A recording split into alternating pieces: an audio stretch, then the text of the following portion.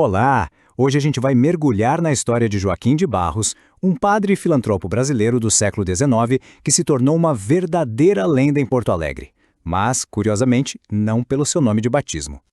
Sabe de onde veio esse apelido? Cacique. Foi o próprio pai que o chamou assim, quando ele era só um guineno, por causa da sua energia e determinação fora do comum.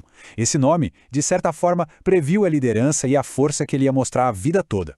Uma força que ele usou não para si mesmo, mas para os mais esquecidos. E essa a grande questão que nos guia hoje. Como uma única pessoa, movida por compaixão, conseguiu construir tanta coisa, praticamente do zero, e transformar a realidade de uma cidade inteira? Bom, vamos começar a desvendar essa história. Para entender essa jornada, a gente precisa voltar um pouco no tempo. Nossa história começa lá em Salvador, na Bahia. Joaquim de Barros estudou teologia, pedagogia, deu aulas em colégios importantes no Rio de Janeiro, mas em 1862 ele decide que seu novo destino seria Porto Alegre. E foi lá na capital gaúcha que ele realmente se tornou o padre cacique. Atuando como padre, como professor e principalmente como um filantropo incansável, ele deixou uma marca que mudaria para sempre o cenário da assistência social na cidade. Mas olha, uma transformação desse tamanho muitas vezes começa com um pequeno passo, um momento singular. Vamos ver agora o encontro que mudou tudo, não só para o padre cacique, mas para milhares de pessoas que vieram depois. Imagina a cena. Durante a distribuição de esmolas da igreja, ele conhece a pequena Josefina. Vendo a situação difícil da menina e da mãe, ele poderia ter dado só uma ajuda momentânea. Mas não, ele foi além. Ele agiu. Ao assumir a criação da Josefina, um ato de compaixão individual virou a missão de uma vida inteira. Criar um sistema de verdade para amparar todos os órfãos e desvalidos da cidade. Com a missão definida, o primeiro grande desafio era onde? E a solução dele foi simplesmente genial. Ele olhou para um prédio do governo, uma obra abandonada, e não viu ruínas. Ele viu a chance de construir um verdadeiro farol de esperança. Dá uma olhada nessa cronologia. É impressionante. Um projeto que estava parado há quase 20 anos, de repente ganha vida pela iniciativa de um homem só. Ele foi pessoalmente à corte no Rio de Janeiro, conseguiu a posse do imóvel direto com o imperador Dom Pedro II e, com a ajuda de doações, terminou o que o império tinha deixado para trás. E não pensem que era só um abrigo, não. O Colégio Santa Teresa era, revolucionário para a época. Numa época em que a educação feminina era super limitada, ele oferecia para as meninas órfãos um currículo científico e literário incrível. Tinha física, química, astronomia. Pensa nisso. Ele não estava só dando um teto, ele estava construindo um futuro, capacitando de verdade aquelas jovens. E claro, esse trabalho todo não passou despercebido. Em 1883, o próprio presidente da província reconheceu oficialmente que o sucesso daquele colégio era resultado direto do esforço incansável do padre cacique. Ou seja, o trabalho dele era visto como algo central para o desenvolvimento social da região. Mas ele não parou por aí. Quando a gente pensa que ele já tinha feito muito, ele olhava ao redor e via mais gente precisando de ajuda.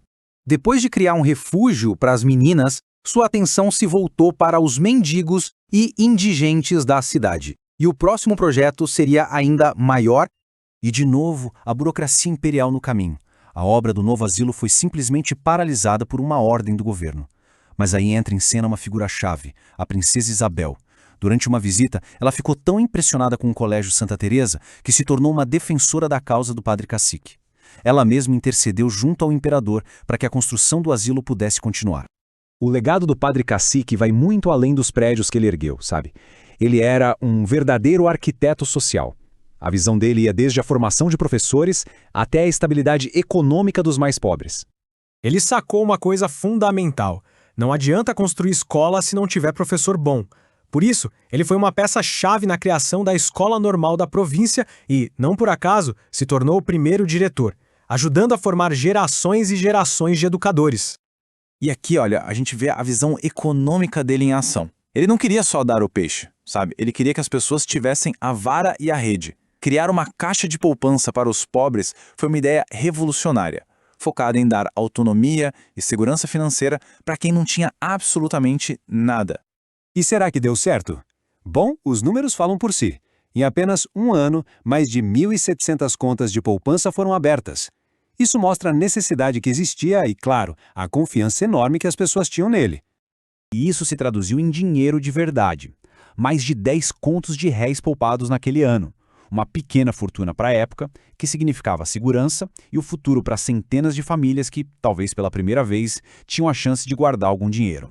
Chegando no final da vida, a grande preocupação de alguém como o Padre Cacique não é consigo mesmo, mas com a continuidade do trabalho. Como garantir que tudo aquilo que ele construiu continuaria de pé depois que ele se fosse? E o que ele fez foi um lance de mestre. Em 1892, ele criou a Sociedade Humanitária, uma fundação para gerir tudo que ele tinha construído. Ele morreu em 1907, pessoalmente pobre, sem quase nada, mas deixou para a cidade um patrimônio social gigantesco, avaliado na época em 850 contos de réis. E o mais incrível é que essa história não ficou no passado. As instituições que ele fundou continuam vivas.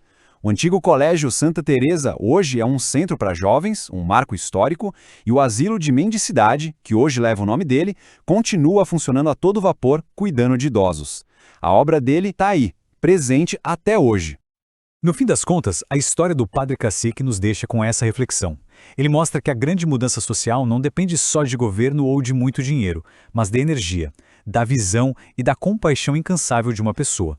A pergunta que fica no ar é: o que a determinação de alguém ainda pode construir nos dias de hoje?